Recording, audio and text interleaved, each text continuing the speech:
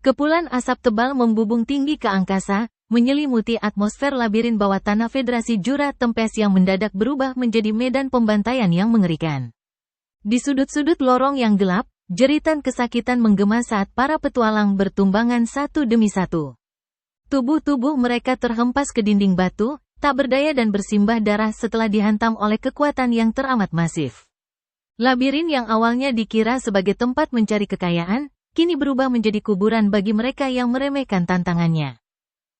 Di tengah kekacauan itu, seberkas cahaya merah menyala membelah kegelapan dengan kecepatan yang luar biasa. Itu adalah sang meteor merah, yang bergerak bagai kilat menyambar mangsanya tanpa memberi celah sedikit pun untuk menghindar. Gelombang serangan tidak berhenti di situ, hembusan angin puyuh yang sangat dahsyat mendadak tercipta, berputar dengan kecepatan tinggi membentuk badai pedang tornado yang mengerikan. Angin puyuh tersebut melesat maju bagaikan gergaji raksasa yang siap mengoyak dan memotong apa saja yang dilaluinya. Barisan belakang para petualang yang bertugas sebagai penyembuh dan penyokong instan hancur lebur dalam sekejap mata.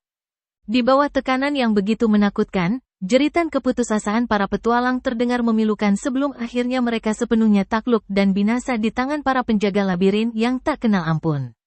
Semua barang langka yang mereka kumpulkan dengan taruhan nyawa pun akhirnya berpindah tangan kembali ke pemilik labirin. Setelah pertempuran berdarah itu usai, keheningan kembali menyelimuti area terdalam labirin. Sosok-sosok monster penjaga yang berdiri di atas puing-puing kehancuran justru mendengus kecewa.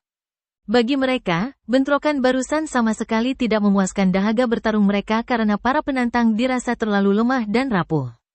Meski demikian, salah satu dari mereka segera memperingatkan rekan-rekan lainnya untuk tidak larut dalam kesombongan. Mereka sadar betul bahwa tugas utama mereka adalah terus mengasah kemampuan demi menjaga martabat labirin. Sejak insiden penyerangan hebat oleh kelompok Liyuran beberapa waktu lalu, para penjaga ini terus menempa diri lewat latihan Spartan yang ekstrim setiap harinya. Mereka tahu ancaman bisa datang kapan saja, dan musuh kuat seperti kelompok Liyuran pasti sedang mengintai di luar sana untuk membalas dendam dengan kekuatan yang lebih mengerikan. Di sisi lain kota, promosi mengenai ketatnya tantangan di dalam labirin berjalan dengan sangat sukses. Sosok pahlawan Masayuki menjadi magnet utama yang menarik perhatian dunia luar. Dengan keberuntungan mutlaknya yang seolah mampu menundukkan hukum alam, Masayuki secara ajaib berhasil melengkapi seluruh set peralatan tempur legendaris yang sangat langka dalam waktu singkat. Ambisinya kini semakin membara untuk menembus pertahanan lantai ke-50. Untuk terus membakar antusiasme publik, rekaman-rekaman pertempuran paling brutal dan menegangkan dari Masayuki serta para penantang elit lainnya sengaja diedit secara dramatis lalu disiarkan ke seantero negeri. Strategi ini berhasil memicu gelombang kedatangan para ksatria, tentara bayaran, dan pemburu bayaran terkuat dari berbagai penjuru yang haus akan kejayaan dan kekuasaan. Namun, semakin dalam mereka melangkah, semakin dekat pula mereka dengan ajal, sebab para pencipta labirin yang memiliki kekuatan setara dewa telah menunggu di dasar terdalam untuk menguji batas akhir nyawa mereka.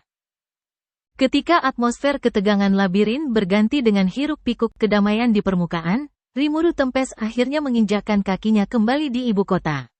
Ia langsung disambut oleh laporan bahwa seorang tamu penting telah lama menantinya di ruang pertemuan. Rimuru tidak kembali sendirian, di sisinya berjalan Raja Iblis Milim Nafa yang tampak ceria. Namun, keceriaan Milim mendadak sirna dan berganti dengan ketakutan yang mencekam saat matanya menangkap sosok Free yang sudah berdiri tegap di ruang pertemuan. Aura intimidasi langsung memancar dari tubuh Free ketika ia mulai mempertanyakan nasib tugas-tugas kenegaraan dan pekerjaan rumah yang sengaja ditinggalkan oleh Milim.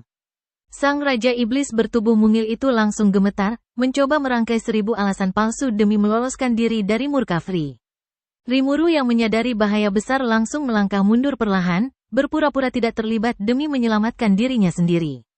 Tanpa ampun, Free menjewer dan menyeret Milim yang merengek histeris untuk dibawa pulang ke wilayah mereka agar menyelesaikan seluruh tanggung jawabnya.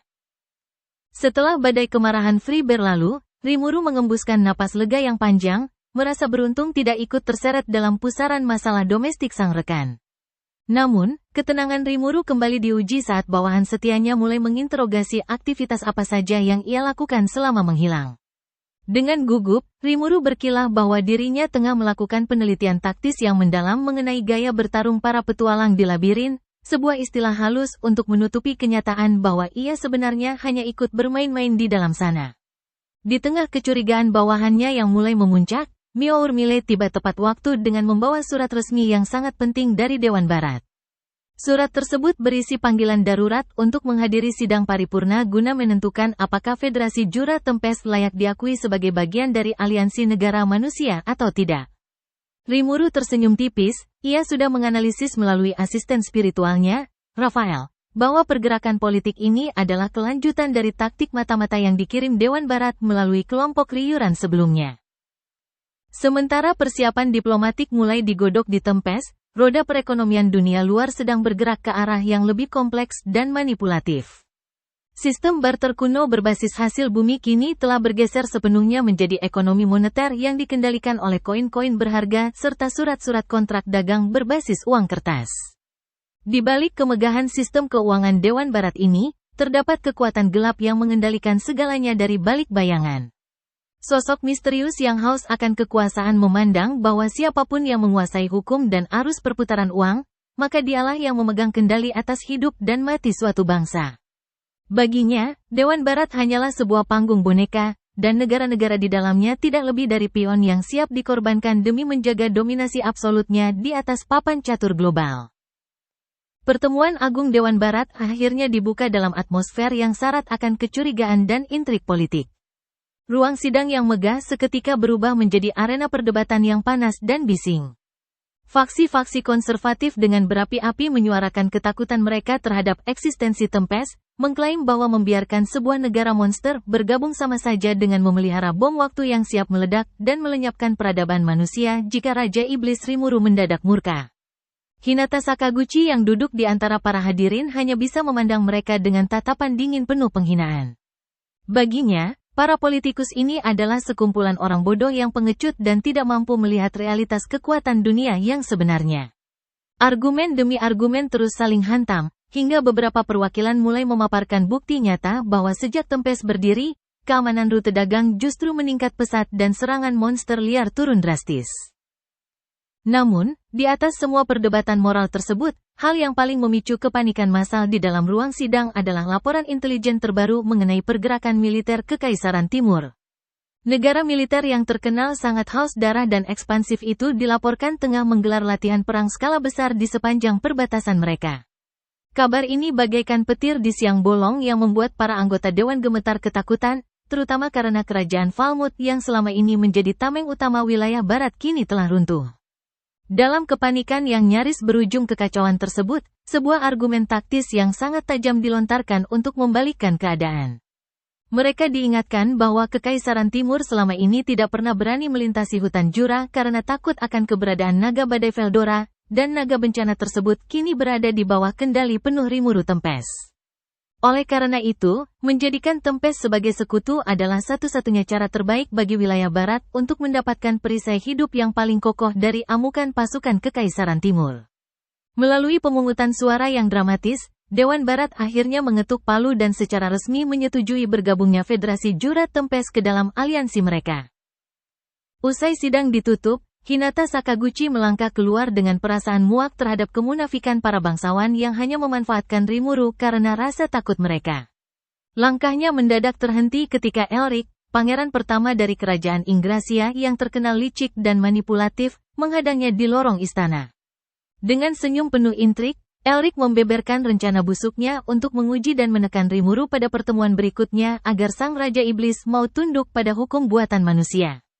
Ia meminta Hinata, dengan reputasinya sebagai ksatria suci terkuat, untuk menjadi pengawal pribadinya sekaligus bersiap menghadapi Rimuru jika situasi memburuk. Hinata menatap pangeran ambisius itu dengan pandangan tajam yang menusuk, lalu dengan tegas menolak mentah-mentah tawaran tersebut. Ia memperingatkan Elric dengan nada dingin bahwa bermain-main dengan kemarahan Rimuru sama saja dengan mengundang kehancuran total bagi kerajaan mereka. Hinata membalikkan badan dan pergi, meninggalkan sang pangeran yang terpaku dengan amarah yang tertahan di wajahnya. Kembali di ibu kota Tempest, suasana keberangkatan menuju Dewan Barat telah mencapai puncaknya. Seluruh rombongan diplomatik telah berkumpul dengan senjata dan pakaian terbaik mereka.